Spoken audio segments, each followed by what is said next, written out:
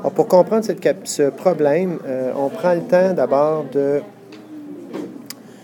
d'écrire toutes les informations qui nous sont données. On a deux types de surfaces. Surface non accidentée, donc il y a des cadres de porte, des armoires, des lavabos, etc. Et c'est-à-dire non accidenté, c'est des murs plats, puis accidenté, c'est qu'il y a toutes sortes de choses dans le chemin, donc il faut faire du découpage, mettre du tape, etc. C'est plus long. Or, la vitesse est beaucoup plus grande lorsque c'est des murs simples que lorsque c'est des surfaces accidentées. On peut penser que parce qu'on utilise un rouleau alors qu'ici, on utilise un pinceau, on doit découper, etc. Le temps, on n'a pas d'indication. Par contre, ce qu'on nous dit, c'est que c'est X, c'est-à-dire que c'est le double de temps pour les surfaces accidentées que non accidentées. Alors, ça va devenir ça mon inconnu. Si je mets X heures pour des surfaces non accidentées, je vais mettre le double, c'est-à-dire 2X heures pour les surfaces accidentées. Alors, la surface totale, je l'ignore. Donc, je peux écrire ça comme ça, ici aussi.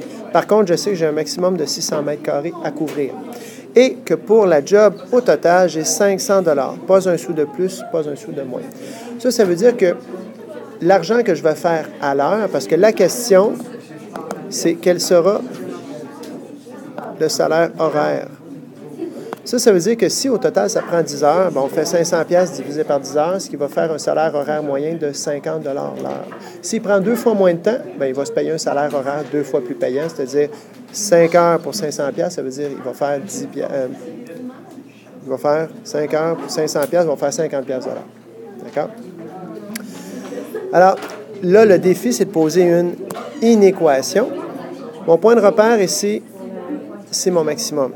Alors, je peux dire que mon maximum, c'est tout le reste doit être plus petit ou égal à ça. Ça, c'est une surface. Donc, ce sont des mètres carrés. Or, si je veux des mètres carrés, il faut que j'additionne des mètres carrés ensemble. Ce qui est mélangeant dans le problème, c'est que j'ai un rythme ou une vitesse, c'est 25 mètres carrés à l'heure. J'ai du temps qui est des heures, j'ai de l'argent, j'ai de la surface. Alors, on va essayer de regarder de quelle façon est-ce qu'on peut obtenir des mètres carrés en additionnant des mètres carrés avec des mètres carrés. Dans le fond, ça, c'est quoi? Ça va être la surface couverte non accidentée plus la surface couverte accidentée me donne ma surface totale. Qu'est-ce que j'ai comme information sur la surface non accidentée? Bien, si j'ai un rythme 25 mètres carrés à l'heure, puis ça me prend 3 heures. Si j'ai 3 heures à travailler à 25 mètres carrés à l'heure, bien, je ferai 75 mètres carrés. 25 mètres carrés en 1 heure, 50 mètres carrés en 2 heures, 75 mètres carrés en 3 heures, 100 mètres carrés en 4 heures. Alors, si je multiplie une vitesse par le temps, ça me donne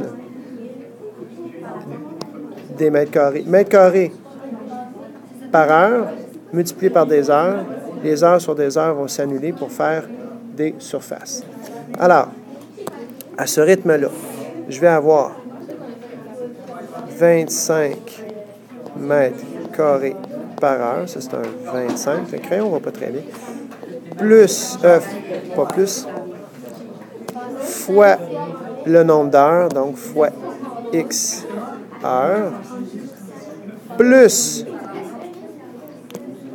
10 mètres carrés à l'heure fois. C'est quoi le temps par rapport à X que ça me prend pour des surfaces accidentées? Le double. Alors, j'ai 2X. X heures.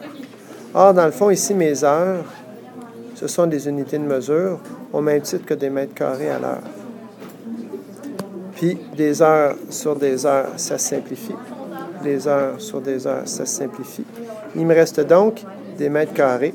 Je peux donc dire que j'ai 25 mètres carrés plus, ici, je vais l'effacer pour, oups, je peux pas, pour l'écrire plus loin. Ça ne marche pas, il ne veut pas. Alors, j'ai 10 fois 2x, c'est 25x mètres carrés. Alors, 25 fois x, ça me donne 25x. 10 fois 2x, ça me donne 10 fois 2x, ce qui fait 25x plus 20x. Là, je vais laisser faire mes unités de mesure pour ne pas me mélanger. c'est 600. Bon, je rappelle que X, c'est un nombre d'heures que je cherche.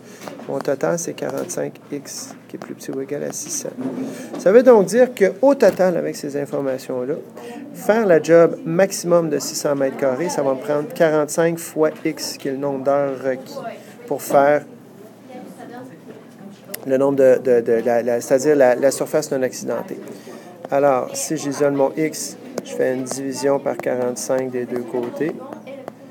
X est donc égal, donc X est donc plus petit ou égal à 13,3 périodiques.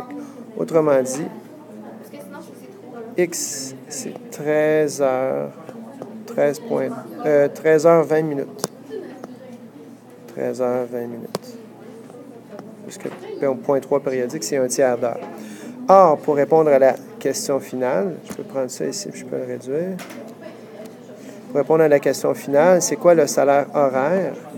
Bien, j'ai 500 $ divisé par 13,3 périodiques, ce qui fait 37,50 $ l'heure. Donc, réponse. Il va faire minimum 37,50 $ l'heure. S'il y a moins de 600 mètres, son salaire horaire va augmenter parce qu'il va mettre moins de temps pour être payé le même salaire.